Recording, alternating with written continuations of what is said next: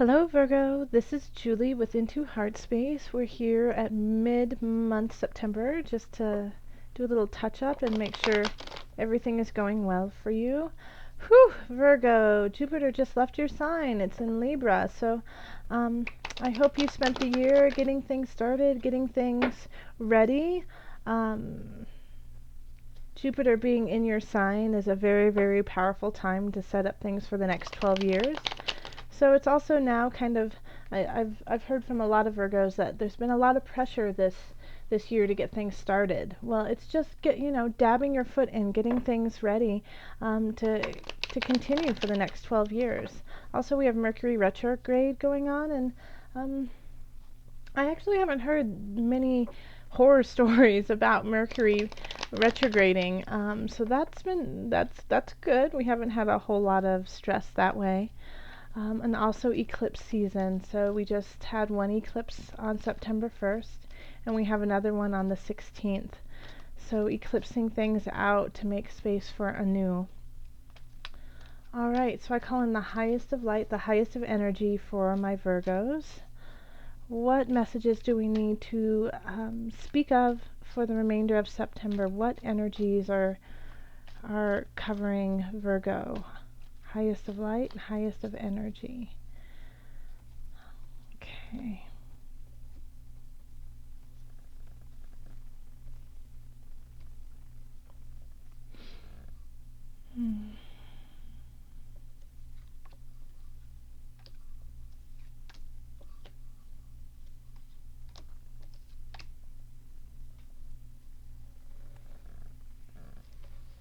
Okay. And then below it, okay. Let's see what we've got here. The overview is the Knight of Wands. For love, we have Page of Wands. Work, we have Illusion, also known as the Devil. Financial, we have King of Discs. And then for the home, we have Three of Discs. All right. And then the foundation below it all, where you're coming from, is the Three of Cups. All right, so let me just look at this really quickly.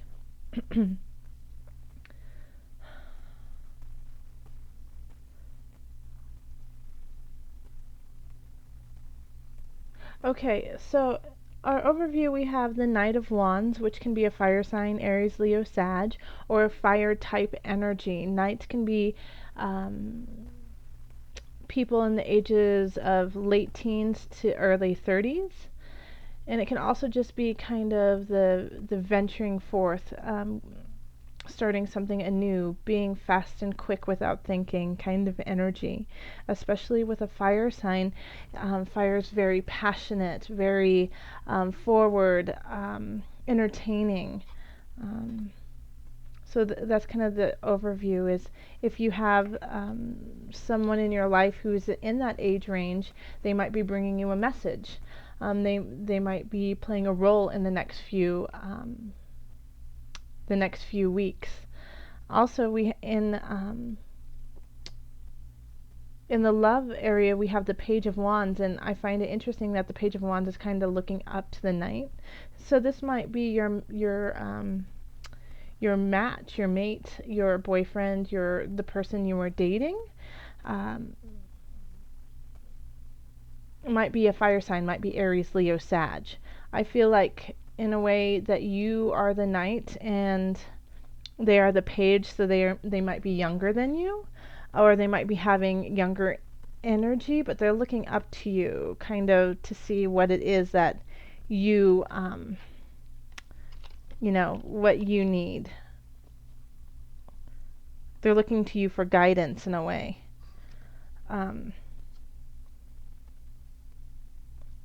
It could also be that you're just starting a relationship and it's in that kind of page kind of energy, of the young love, especially since at the foundation of it all we have the Three of Cups, which is celebratory, celebrating with friends, celebrating women, celebrating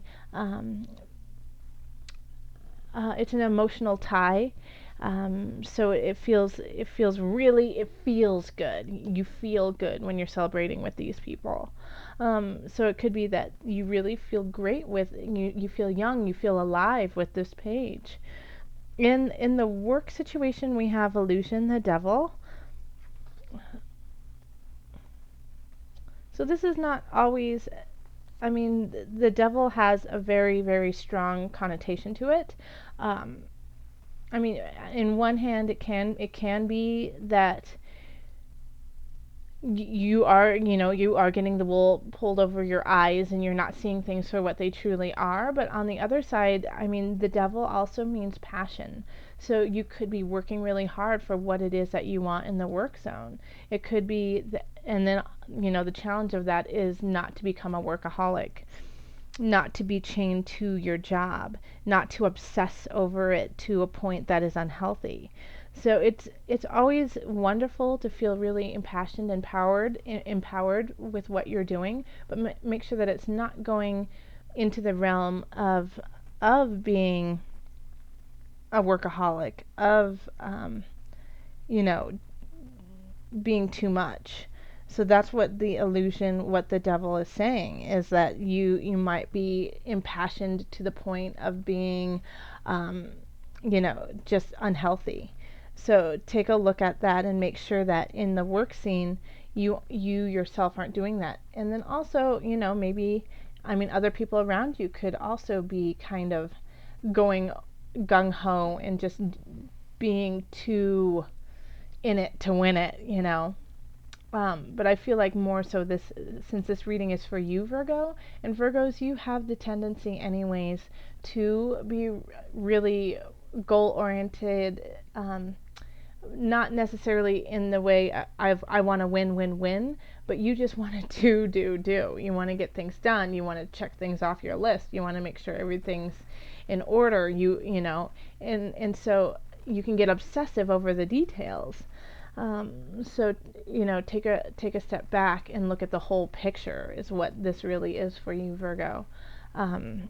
Don't obsess over every minute detail. They will, and I just heard the devil is in the details. So maybe you are on the right track of looking into the details, but make sure that you're not getting too obsessive over it. This is Mercury retrograde in Virgo. Virgo, you are ruled by Mercury, so you already have that tendency to check and recheck and recheck. And yes, you can find things every time you recheck it, but you're also missing the big picture, which is why you're doing it in the first place. So financially, we have the King of Discs. So I think financially you are fine. King of Discs, I mean, that's Earth signs, Taurus, yourself, Virgo, and Capricorn. So you could be financially be dealing with, your accountant. You could be dealing with your lawyer, tax guy, just financial advisors in general. But mostly it's you're sitting just fine, and this is a comfortable position. And if you aren't, and if you are financially unstable and you feel challenged by it, then go seek guidance, because the guidance you seek will start you off on a road that will be beneficial for you financially. So if you are biting your nails right now, living paycheck to paycheck, feeling distraught over your situation, seek out help. In the home realm, we have the Three of Discs. So this is a comfortable place to be when it comes to home. Three of Discs is, giving and receiving, doing the work for the greater good. So you're building at this time, you're creating. So your home, if you have home projects, this is a great time to get them done, to just update your home, talk with family members about it, who you're living with, and keep working together to create the space that you guys want to create. Because it has a benefit. It definitely has a benefit right now. Alright, so we're going to call on Mother Moon to give us additional guidance during this eclipse season in September. Mother Moon, what additional guidance do you have for Virgo? What additional guidance do you have for Virgo? Let's see. It's this one.